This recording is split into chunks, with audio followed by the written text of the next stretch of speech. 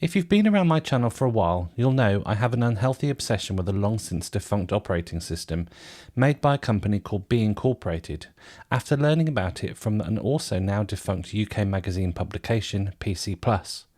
They included a BeOS 4 and later 4.5 live demo environment on their magazine cover CDs, which you could run directly from a boot floppy and a CD without even having to install it on your hardware.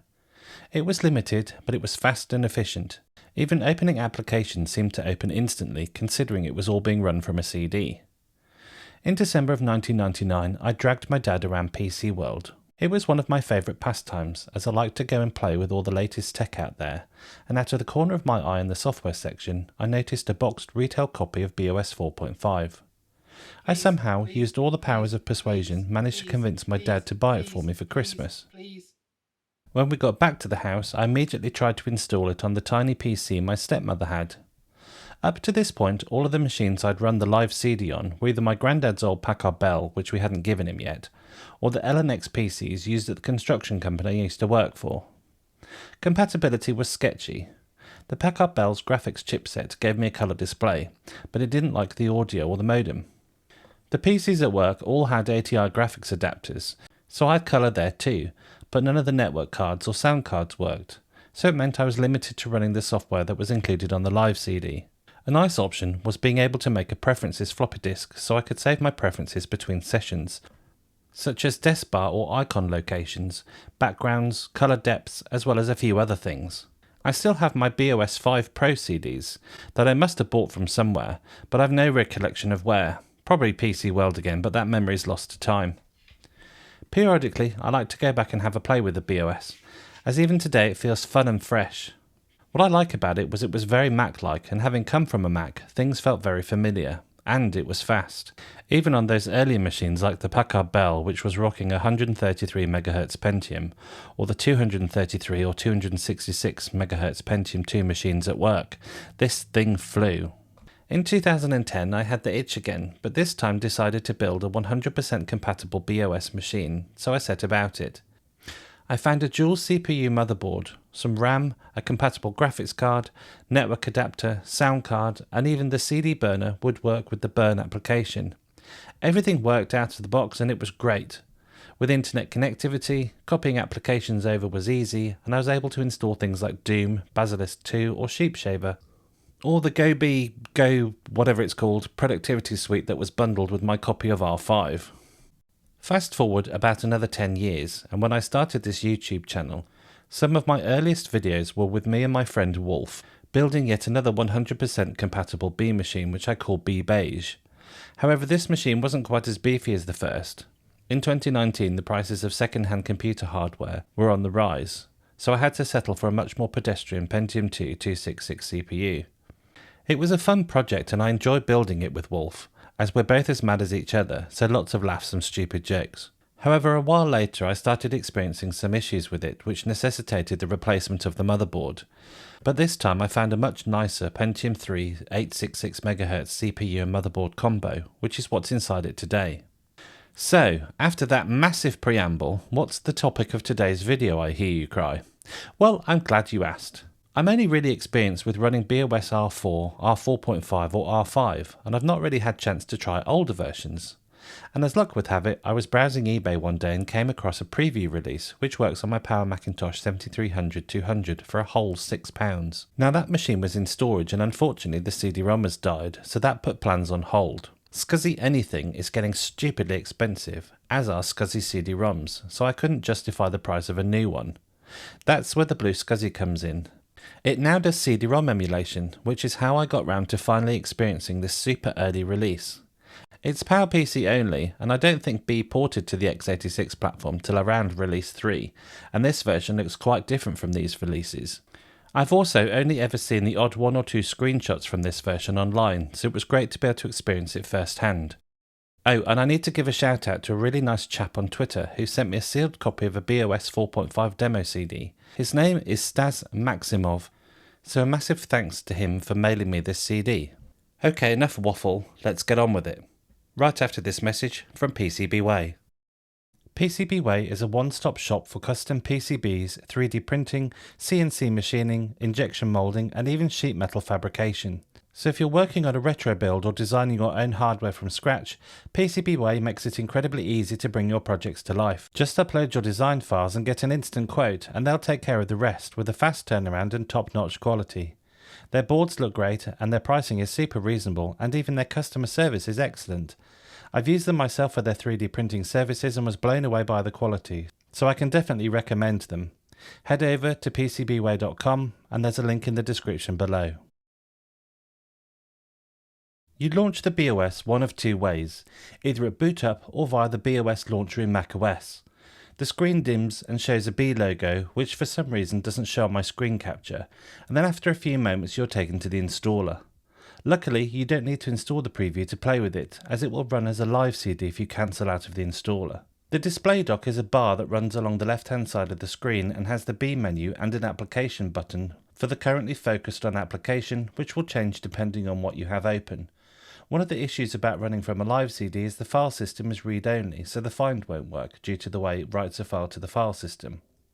The familiar window decor is here with the yellow window title bar along with the hand cursor. In earlier versions the window control buttons were slightly different, but the icons in this release will be familiar to anyone who's used a newer version of the BeOS. Funnily enough, if you choose Get Info it'll show you a B box. This bit didn't say Power Macintosh yet. Now I can't figure out how to add icons to the display dock. Dragging and dropping doesn't seem to work and I can't find a settings menu anywhere, but this is probably just user error. Double clicking on the B box icon in the display dock will open the root file system. From here we can open the applications folder and launch some apps. BeBounce, although is a simple looking application, was supposed to demo how applications could talk to each other with the ball bouncing from one window to the other. The B logo application is supposed to show off some of the 3D capabilities of the operating system and just shows the 3D B logo zooming around the screen. It's not terribly useful, but I'm sure it was written to show an example of something. Bmail is a very simple email application which allows you to compose a new mail message to someone. The wording I always find funny as attachments are called enclosures here. You also configure it elsewhere in the operating system, which is one of the quirks of BeOS. Now if you wanted to, you could change the default email application for the operating system in the Email Preferences control panel, similar to how you would do it today. CD Player is self-explanatory. It's an app that allows you to play back CDs, fast forward, rewind, skip, etc. We've all seen apps such as this, nothing groundbreaking here. It's the same for the clock app, and you'll notice in this release that there isn't a clock anywhere, so this is a nice to have. Edit is a text editor that allows you to write text documents. You can change the font size and do all the usual things you'd expect here. In later versions of the BeOS it's called Styled Edit and has a few less options here, which I wonder why they were removed. You can also install your own TrueType fonts and BeOS will render them nicely with anti-aliasing to smooth out any jagged edges. At the time I don't believe this had been done on alternative platforms. Flight is another 3D app showing off BeOS's 3D capabilities. You simply fly over a terrain with the idea of shooting targets. If you're as bad as me at video games, you'll do a lot of crashing and dying, even though it's not very challenging. Font chart is similar to character map on Windows and will show all the glyphs of a particular font, as well as tell you which key can be pressed to obtain it. And font demo allows you to play with the fonts in real time on screen. You can change the shear and the rotation of a font, but quite why you'd want to do that I'm not sure. Again, probably a demo to show off some system features. Icon World allows you to open and edit system icons or create your own pixel by pixel. Unlike Haiku today, BeOS doesn't use vector icons. I also don't believe that you can make them larger, so you're out of luck if you want to run higher display resolutions. I suggest getting some good spectacles. Kaleidoscope is a seizure-inducing app that displays many different flashing lines in various patterns on the screen. I can't watch it for too long as it makes me feel rather ill. Once again, I'm sure it was included to show off the 2D drawing capabilities or some such. Live 3D is yet another 3D app that allows the user to manipulate a rocket in 3D in real time. Some of these demos weren't that impressive to me, as after all we had Quick Draw 3D on the Power Mac. But this time we're treated to some lighting and some texturing. Magnify is a useful app that shows a zoomed in section under your mouse as you move it around the screen.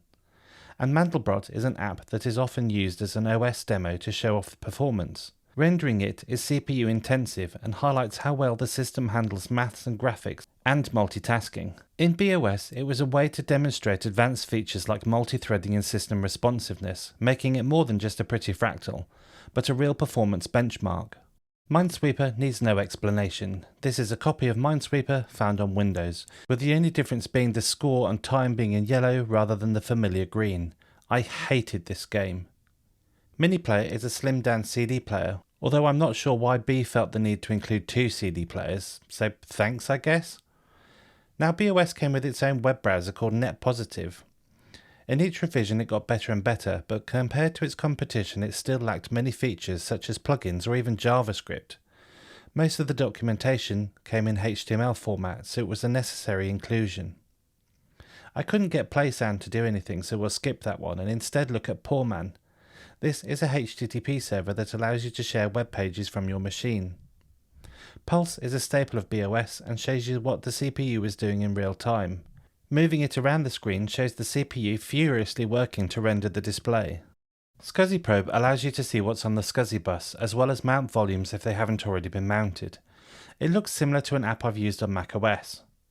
The terminal in BeOS used the bash shell and supported many familiar Unix commands. While BeOS wasn't fully POSIX compliant, it was close enough to make porting Unix tools fairly straightforward. This partial compliance let users run command line software and scripts, even though BeOS was designed primarily around the graphical interface. Running uname shows the development name Bertranta for this version, as well as the hardware which it's running on, again displaying bbox instead of what it is actually running on. Apps such as Top are included, as well as other things like Emacs and many other Unix tools. If you like a CLI, then you'll feel right at home. Now workspaces I'm not going to focus on, but in short it's a virtual desktop manager. You could have different screen resolutions or different colour depths per virtual desktop, all very useful but would require longer to talk about. Instead we're going to look at the limited number of preference control panels we have access to. Keyboards allows you to specify repeat rates and delay until the next key is repeated. Menu allows you to change the menu font style using the included fonts or any TrueType fonts that you may have added. You can also change the separator style and colour if customization is your bag. Mouse gives you the option to change the double click speed and how fast the cursor moves across your screen, as well as how many buttons your mouse has. BeOS has contextual right click menus out of the box, something that you can't take advantage of with an Apple mouse. Network is where you can specify your Ethernet adapter, DNS server, as well as turn on an FTP or Telnet server. FTP is extremely useful to be able to share files backwards and forwards with other platforms. One thing here that blew my mind after using Windows for a while was that you didn't have to reboot the system to update network settings. Take that, Windows 9X. Screen is where you can set your resolution, colour depth and refresh rate, as well as the desktop colour. Later versions allowed you to set a picture as a wallpaper, but that isn't an option here. More customization can be found in the scroll bar control panel. Here you can change the arrow style, knob type and knob size. Pretty much the same as the shipping version. Sound allows you to specify the input and output volume levels, as well as a few other options that I don't really understand. In this version, time doesn't give you the option to change the time here, but it does show a calendar, so I guess there's that. In the optional folder, there's a number of different images and videos. In the live CD version I had, I remembered a 3D book that you could flip through the pages of. Each page of the book could have an image applied to it, which would warp and stretch when you turned each page. But not only could you do this with images, you could also do it with video as well. It was very impressive to see how much could be done on such a low-spec machine. I don't think that they're included on this one, but there were a couple of videos where staff were throwing CRT monitors off the top of a building. A video was shown from the top perspective as well as the bottom. And I also remember the error messages in BeOS were haikus, so it was nice to see that the developers and the people who compiled this CD had a sense of humour. Now alone, playing back video wasn't really that impressive, and the CPU utilisation here is low, but what did set the OS aside was how many videos you could play back at once. I didn't video it here, but my DEC PC with Windows 95 struggled to play about 3 at the same time, but on the same hardware and in BeOS we can get about 5 without dropping any frames. It's very impressive. Nowadays we don't think too much about this thing as we're so used to the beefy hardware that's available to us, but back in the day only high-end workstations were capable of such feats. So in summary, it's been great to play with such an early version of BeOS and to see where it went from there, which wasn't really very much different from this. The basics were there. In one respect, it's a shame that BeOS never took off, as I doubt Apple will be where it is today had they chosen to replace their operating system with this.